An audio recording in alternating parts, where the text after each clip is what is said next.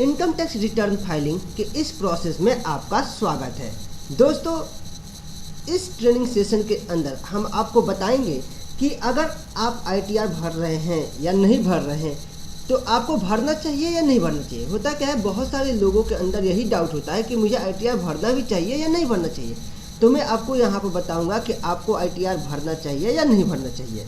ठीक है, इसके साथ साथ अगर मैं आपको बताऊंगा कि अगर आपको आईटीआर भरना है तो कौन सा आपके लिए फॉर्म होगा, आईटीआर की कौन सी, आईटीआर 1 भरेंगे, 2 भरेंगे, 3 भरेंगे, 4 भरेंगे, कौन सी भरेंगे, 5 भरेंगे, 6 भरेंगे, 7 भरेंगे, कौन सा भरेंगे। मैं आपको इस बताऊंगा कि आप कौन से आईटीआर किसके लिए होगा।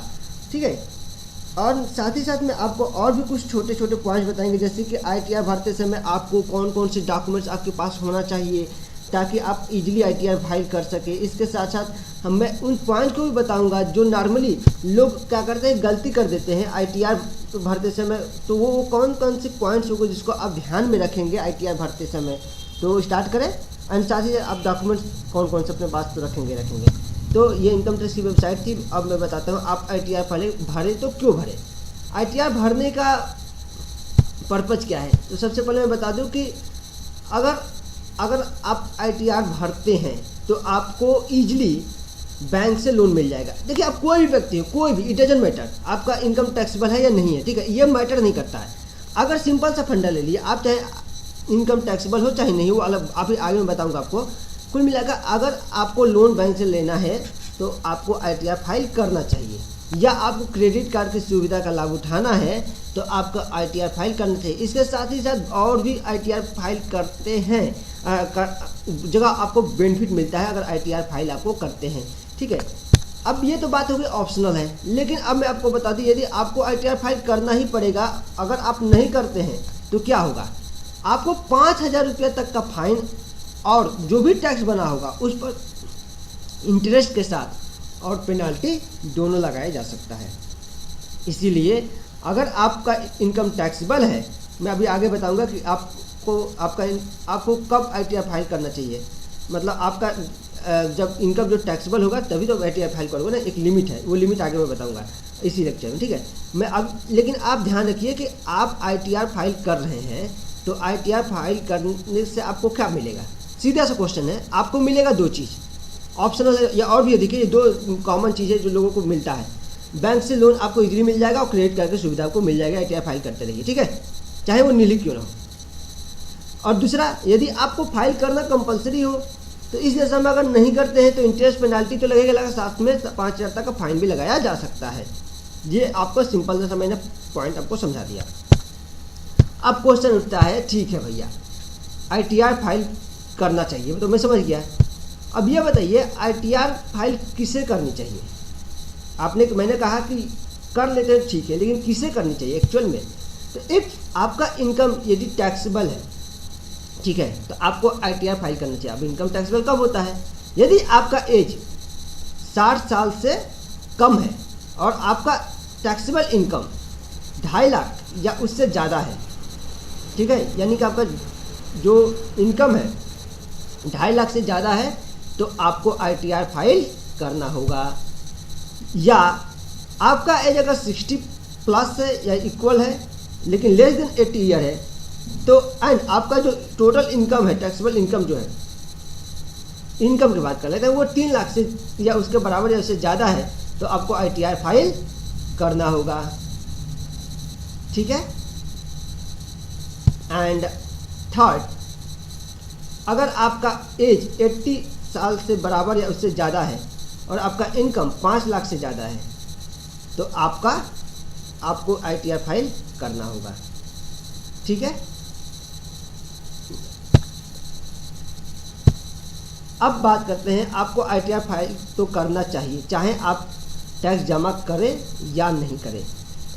यहाँ ये पॉइंट मैं इसलिए लिखा हूँ कि बहुत लोग सोचते क्या है कि यदि उनका एम्प्लॉयर जो है ना उनके बिहाफ पर टैक्स तो जमा करता है, तो मान लीजिए वो कर दिया तो बहुत लोग सोचते हैं कि मुझे नहीं करना पड़ेगा आईटीआर फाइल। ऐसा कुछ नहीं है भाई, अगर आपका एम्प्लॉयर उसका लाइबिलिटी बनती है टीडीएस जमा करना तो करेगा, तो वो पूरा इवन टीडीएस जमा कर दिया फिर भी आपको आईटीआर आपको फाइल करना होगा ही होगा। ठीक है, तो इस भ्रम में मत रहिएगा। अब बात कर रहे हैं कि आपके लिए कौन सा फॉर्म आपके लिए सूटेबल होगा। यदि आप इंडिविजुअल हैं, ध्यान रखिएगा, यदि आप इंडिविजुअल है मतलब एक आदमी है, हिंदी में ऐसे बोल दे रहा हूँ मैं, और आपका इनकम कहाँ से हो, सैलरी से हो या पेंशन से हो या हाउस प्रॉपर्टी से हो, तो आप ITR 1 भरेंगे, सीधा फंडा है।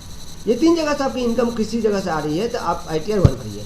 यदि आप इंडिविजुअल हो या HUF हो, HUF इसमें है, ठीक है, और वही आपका इनकम कहाँ से आ रही हो, सैलरी से आ रही हो या पेंशन से आ रही है, हाउस प्रॉपर्टी से आ रही है, कैपिटल गेन से या अदर सोर्स से भी आ रही हो, तो आप ITR 2 भरेंगे। यानी कि मैं सिंपल से कहूँगा, अगर आप इंडिविजुअल हो चाहे HUF है, अगर ये इन सब सोर्सों से आपका इनकम आ रहा है तो ITR 2 भरिए।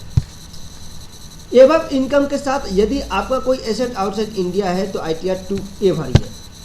एंड इंडिविजुअल HUF, अगर आप पार्टनर हैं किसी फर्म के अंदर लेकिन आप बिजनेस नहीं कर रहे हैं किसी भी प्रोप्राइटरशिप बिजनेस के अंदर, तो ITR आप 3 भरिए।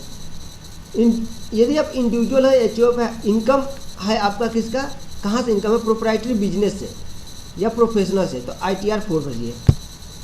Individual HUF partnership firm having income from presumptive business, ITR 4S। यदि आप प्रिजम्पटिव बिजनेस है ना, जो अभी अगला लेक्चर में बताऊंगा प्रिजम्पटिव बिजनेस क्या है, तो अगर उसका इनकम है, अगर इंडिविजुअल हो तभी भी HUF या पार्टनरशिप फर्म हो, उनके लिए भी 4S। कब, जब प्रिजम्पटिव इनकम हो, बिजनेस हो। और person other than individual HUF company and person filing ITR 7, उनके लिए ITR 5 है। यानी कि कह सकते हैं पार्टनरशिप फर्म इसमें लगभग कवर होते हैं। कंपनी के लिए एंड अदर देन कंपनी के लिए क्लेमिंग जो एग्जाम्पशन, जिनको एग्जाम्पशन है अंडर सेक्शन 11, उनके लिए ITR 6, यानी कि कंपनी के लिए, अदर देन कंपनी के लिए, ठीक है।